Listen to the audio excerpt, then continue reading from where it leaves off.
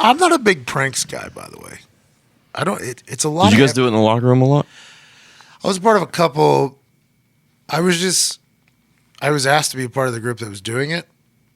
And the group that was doing it was the Illuminati of the team. So I was like, yeah, I'll do this for sure with you guys. In turn, I thought, there's no way they'll get me if I do this.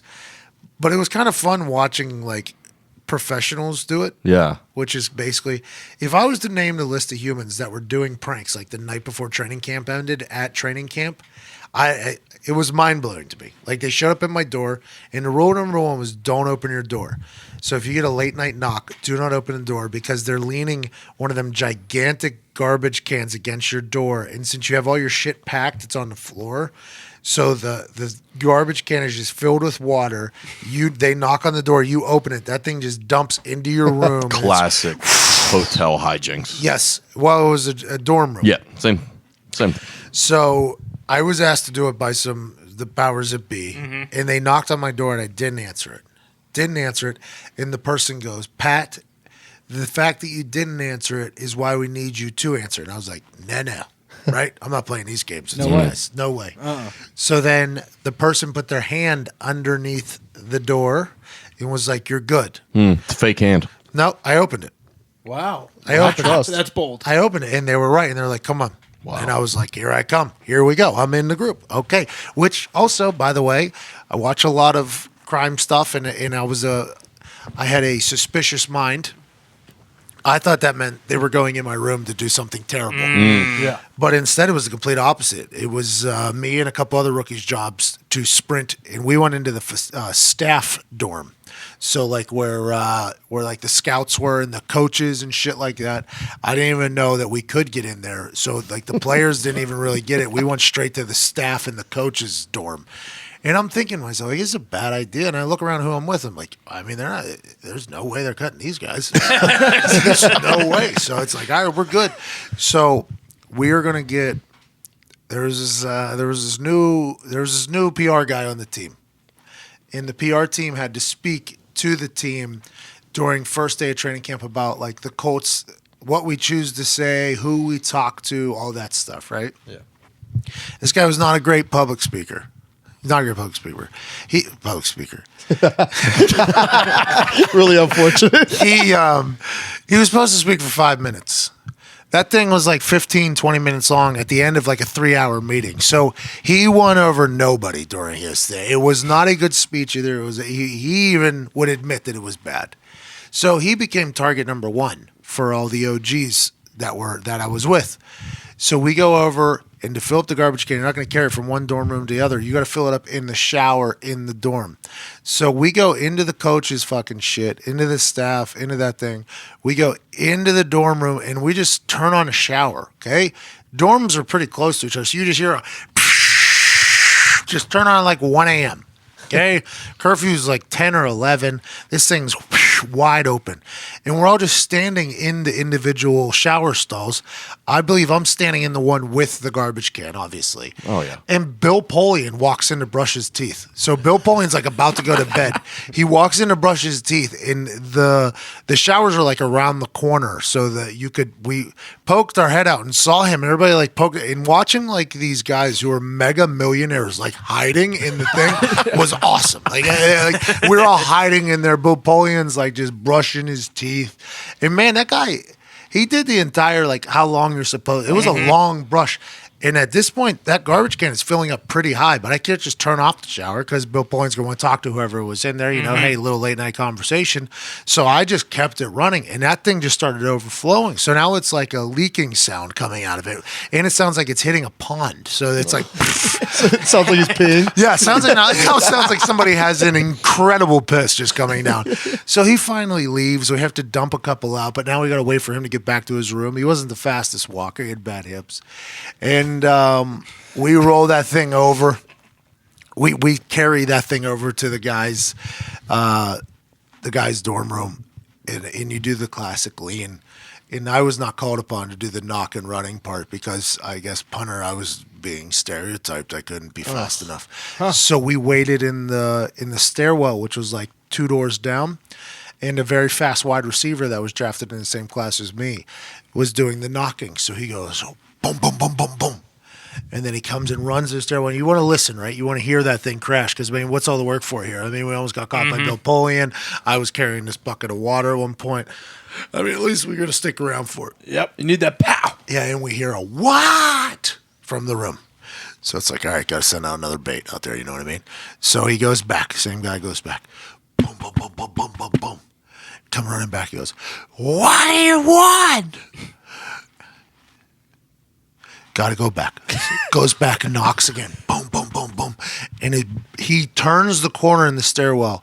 You hear the door open, open, and you hear just whoosh. Then you hear a loud, help! It was the saddest. It was the saddest thing I've ever been a part of in my entire life. We sprint down. They obviously hear the door open. We go running out. You just watch all the lights on the dorm just come pop, pop, pop, pop, flying on. It was like I felt like a 12-year-old again, you know. And it was that moment of that true help. Like I heard real panic in there. Yeah. And I was like, I'm not going to be a part of this again. I'm not going to do this ever again. I feel terrible. So I went to bed. And I guess there was another crew doing the same thing. And they did like 6 of the rookies, like back to back to back to back, like same, like all the same floor right next to each other.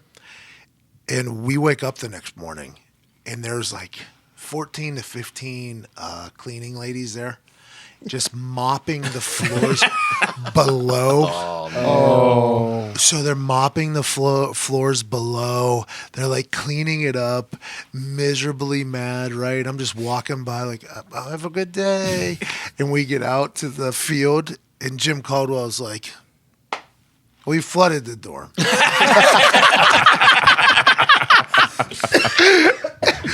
Can you guys not do that? And I, like in my head, I'm like, what's Jim going to do? Does Jim have any idea who any of these people are that are doing it? Like, what is he going to do? Because I know the crew that I was with, there ain't nothing Jim Caldwell is going to do. I can tell you that right now. And he was just like, let's just move on and let's never do that again because the Colts have to pay for an entire redo of about a floor. And we're like, everybody's like, all right, let's get to it. You know, everybody just acted as if it didn't happen and we just kept it moving. And it was literally, I'm like, this is why I hate pranks. It always ends up terrible. But that moment of like knock, knock, knock, and then him hiding, I felt like a 12-year-old again. Like whenever we were doing something very dumb and it was like that moment of like, oh my God, what's going to happen? Oh my God. Is he going to, help? Yeah, he did it. He did it. And watching all the lights turn on. That's the only thing I was ever a part of. Literally, because they didn't believe in... Peyton Manning was very adamant about not hazing. Very adamant. Because he was like, if you look at the great teams, normally they have big-time contributions from rookies. So the last thing we want to do is just make them think that they don't want to come to work there. It was a very adamant and against hazing thing. And at WVU, there wasn't much hazing either. I mean, we had to do a freshman show. We had to sing, and then that was it. I've never really been a part of any pranks. Didn't somebody ship somebody's car somewhere? Yep. Oh. I was about that. I was in the middle of that. I was involved in that. Oh, so you were. That was the same particular evening, though. Oh, well then, yeah. That was the same particular evening. It just wasn't as big of a deal. I actually wasn't even like a part of that, but I did see it happening. So I like walked in the middle of it and I was like, oh, here we go. This is awesome. And somebody took one of the coach's cars. Said coach was also new and was ruffling some feathers around the team. Okay. Wasn't beloved by everybody yet. Okay, so he came in a little strong. Everybody ended up very much liking him, but he came in a bit strong. And there was a lot of people that were like, this fucking guy. So they get his car, and there's like a quad. So where the coach's dorm was that we were running out of at that time was to one side. Then the players' dorms were on one side, and then there was like the gym was on one side. So it really like a quad. Like whenever Will Ferrell said, like, "You do a quad," like I never knew what that meant until we got to this place, Anderson University. So they brought his car. Somehow somebody got in his room, got his keys from him. I think it was one of those cleaning ladies that had to mop for like fucking 48 hours. Get his keys, move his car into the middle of the quad. They dump I don't know how many things of shipping peanuts in there, but the entire thing was packed to the gills. And then they saran wrapped the entire car with like 10 saran wrap things, like up and down and underneath and all around, right? The whole thing. So the next morning I see those people mopping, and then I walk it through the quad and I see the fucking car there, and I'm just laughing like, this is the NFL, man. This is crazy.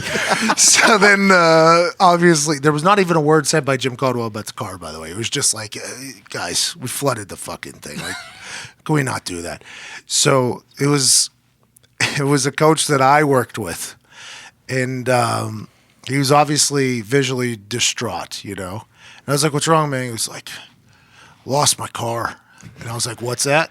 He was like, called the cops like 3-4 times. Lost my car. I was like, call him back. I found it. I was like, it's in the middle of the quad, and you're not going to like the way it looks. And he was like, what does that even mean? I was like, have you really not seen it? He was like, no. I was like, I mean, it's in the middle of the quad. You're going to see it. But call the cops back because everybody has found that thing. He was like, he got mad. Like, he got upset. He walked over, like, straight from where we were, right over to it, saw it, and just, like, cold shoulder to every single human after practice. Like, he was not happy about it. And it was from that and then the flooding. I think it was, like, that day, literally the compound. I was like, I can't. This shit's not worth it anymore. Shit's not worth it. That guy, he almost, like, you could tell it really hurt his soul that we did that. Not we. Well, That's it. I didn't do it. If I took credit, they'd get pissed off. Somebody else took credit for it, actually, and they got their push. They got their room push. So I don't want to take credit for it. I did not do it because it was genius. Everybody. I mean, that was the first one where everybody walked out and was just like so happy. Like everybody on the team was genuinely happy. They didn't know whose car it was because it was wrapped so thick. They just knew that it was a car. Jeez. They knew it was an SUV. Like that is definitely an SUV, but we can't tell you which one it is.